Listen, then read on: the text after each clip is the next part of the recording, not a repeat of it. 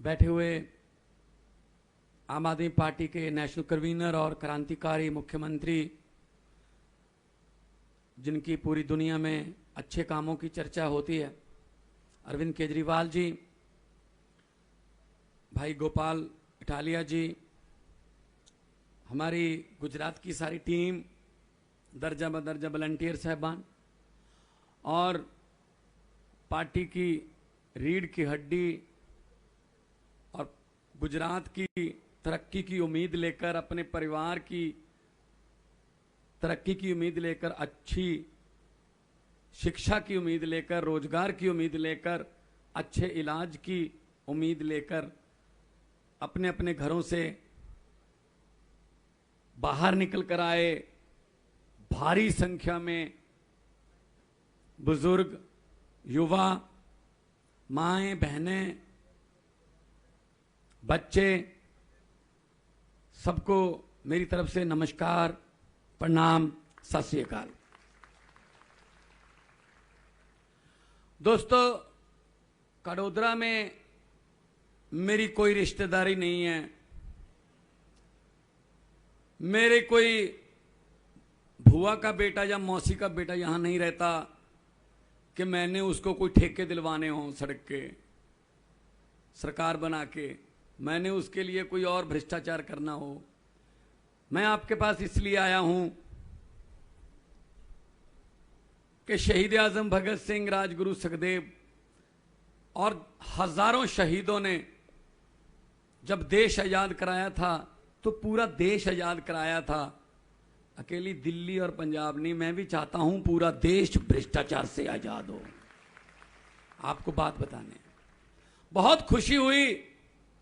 गुजरात में हम गांधीधाम गए, गुजरात में खेड़ ब्रह्मा गए, सुरेंद्रनगर गए, दाहोद गए, धर्मपुर गए, आज आपके पास आए हैं। इतने शहरों के नाम शायद बीजेपी के मुख्यमंत्री को याद नहीं होंगे। हम लोग पहाड़ों में गए, आदिवासियों के पास गए, व्यापारियों के पास गए, युवाओं के पास गए, महिलाओं के पास गए। सब लोग यही कह रहे हैं, हमारा पीछा छुड़वा दो इनसे। कितने साल हो गए? 27 साल। मैंने कहा 27 साल हो गए। कहते क्या करें, वोट नहीं डालते फिर भी जीत जाते हैं।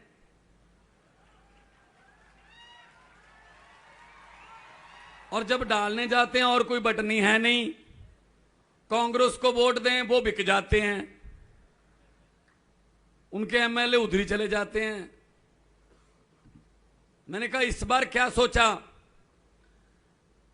कहते भगवान ने चुनाव चिन्ह भी ऐसा भेजा है जो सफाई करता है, और सामने कमल का फूल है जो कीचड़ में उगता है। झाड़ू से कीचड़ साफ कर दो, कमल उगेगा नहीं। जैसे दिल्ली में नहीं होगा, जैसे पंजाब में नहीं होगा। इस झाड़ू से, इससे पहले हम सिर्फ दुकान या मकान साफ करते थे, अब इस झाड़ू से अरविंद केजरीवाल जी की अगुवाई में पूरा हिंदुस्तान साफ किया जाएगा। बहुत राजनीतिक गंदगी हो गई है यहां पे, लूट लिया इन्होंने। हमारे हिस्से की सड़कें खा गए, हमारे बच्चों के हिस्से की पढ़ाई खा गए, हमारे बुजुर्गों के इलाज की दवाई खा गए, हमारे नौजवानों के रोजगार खा गए, कॉलेज खा गए, यूनिवर्सिटियां खा गए, सब कुछ बेच दिया। जहाज बेच दिए, रेल बेच दिया, तेल बेच दिया, एयरपोर्ट बेच दिए, सब कुछ बेचा है। खरीदी सिर्फ एक चीज है, मीडिया। वो बेचारे क्या करें? उनके दफ्तर में छापे पड़ते हैं, उनसे कहा जाता है ये खबर लिखो, लोगों को ये दिखाओ। कभी हमारी फोटो देखी है आपने टीवी पर? जिस दिन फोटो आते हैं साथ में गालियां देते हैं। गालियों के बिना फोटो नहीं आती हमारी। भाई हमने कौन सा गलत काम कर दिया? दिल्ली में पहले क्या होता था, जब अरविंद केजरीवाल जी नहीं थे मुख्यमंत्री, कांग्रेस की सरकार थी, तब क्या होता था? बिजली टाइम पे आए ना आए, बिल टाइम पे आता था। पंजाब में भी ऐसा होता था, गुजरात में भी ऐसा होता है।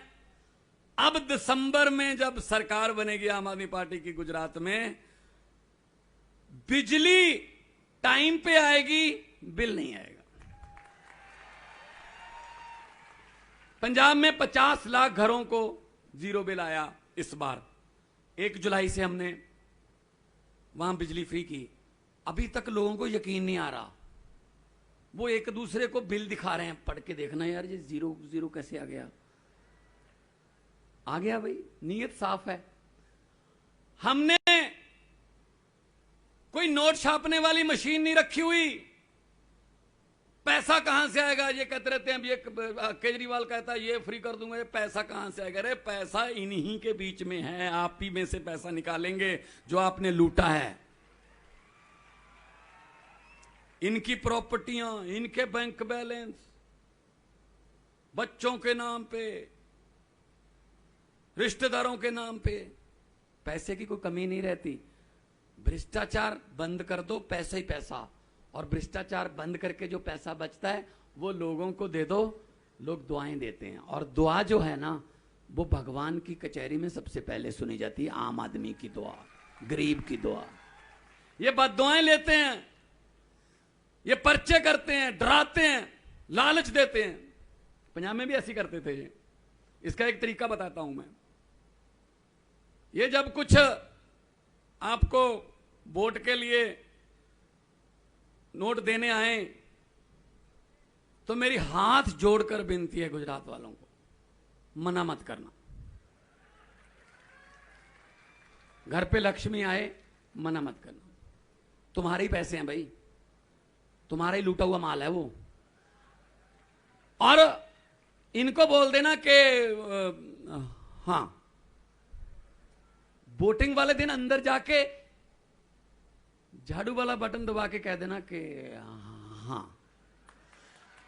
जिस जिसको समझ आ गई ये बात वो ताली बजा सकता है, बाकी को माफ है। अरे क्या समझदार लोग हैं भाई, समझ गए ना?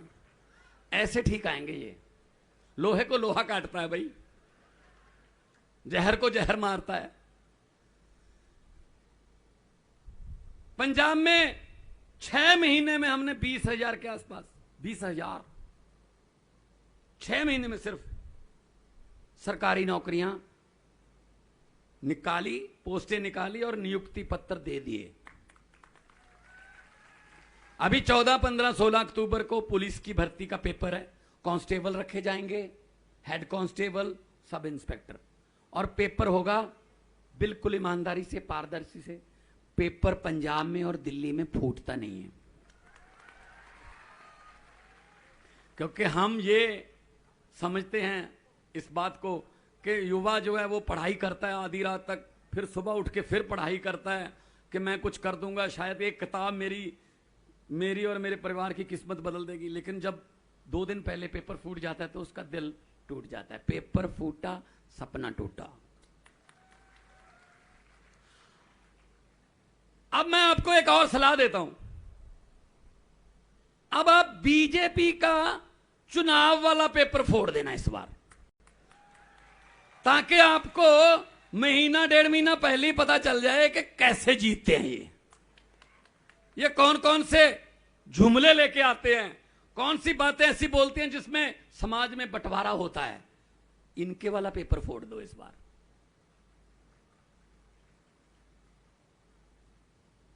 पंजाब में करप्शन के लिए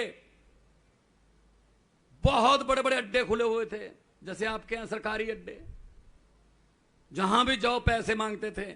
हमने एक हेल्पलाइन नंबर जारी कर दिया आते ही कि अगर कोई सरकारी अधिकारी किसी भी दफ्तर में आपसे रिश्वत मांगता है, पैसे मांगता है, तो मना मत करना।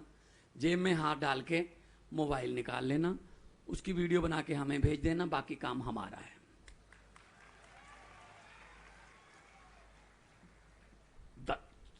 दस 15 दिन तो ठीक चला, अब जो रिश्वत खाने की आदत हो जाए ना, फिर वो कोई तरीका निकालता है।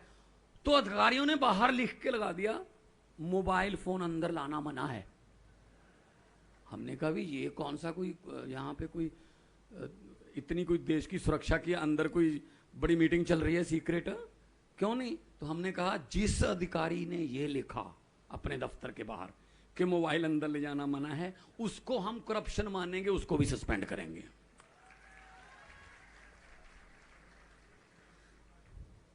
तो भाई साहब आज पंजाब में करप्शन नहीं है, दिल्ली में पहले ही बंद कर दिया था काम।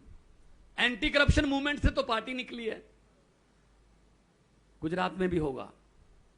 और आम आदमी पार्टी देश की सबसे तेजी से उभरने वाली पार्टी है, 8-9 साल पुरानी पार्टी है।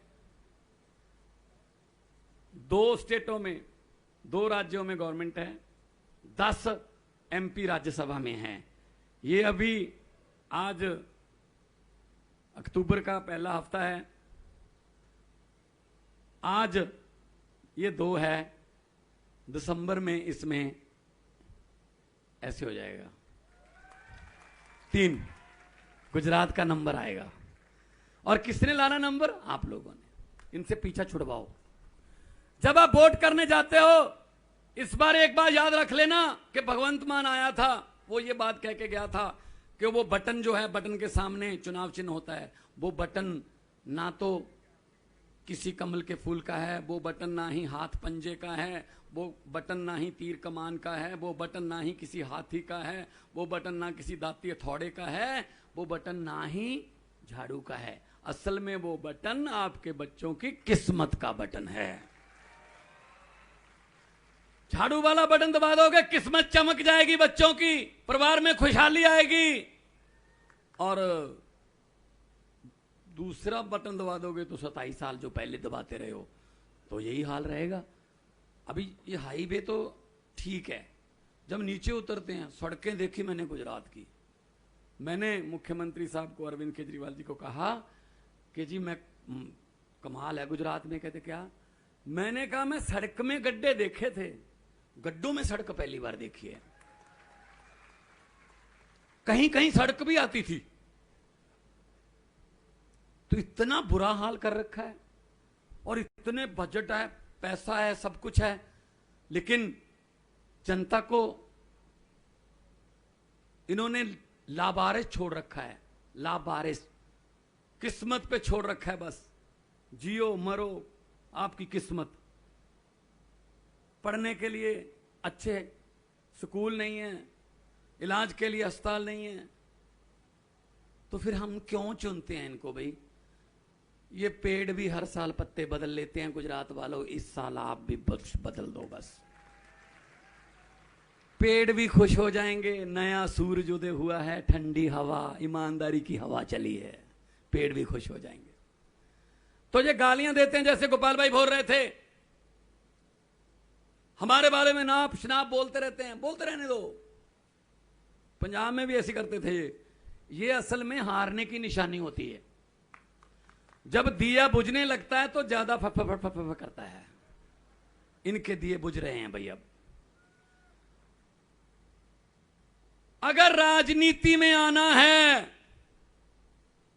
तो केजरीवाल की तरह कर असूलों की बात। अगर राजनीति में आना है तो केजरीवाल की तरह कर असूलों की बात, और अगर राजनीति में रहना है तो केजरीवाल की तरह कर अस्पताल और स्कूलों की बात। करो बात स्कूलों की, नहीं करते। करो बात अस्पतालों की, नहीं करते। इधर उधर घुमाते हैं। पता नहीं क्या, मतलब हमारे यहां पता नहीं आज शाम को गरीब को, ये पता नहीं आज रात को खाना मिलेगा या ना मिलेगा। टीवी पर चल रहा होता है पाकिस्तान में टमाटर 150 रुपए किलो हो गए। भाई हमने क्या लेना है उनसे यार?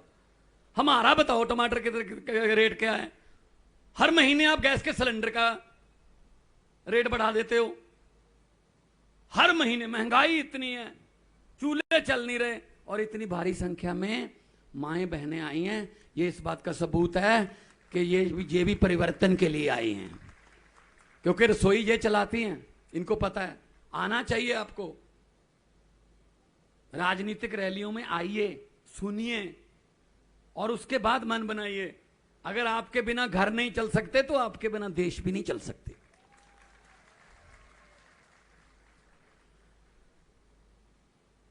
एक बात ये कह रहे हैं 15-15 लाख हर आदमी के खाते में आएगा। आ गया जी?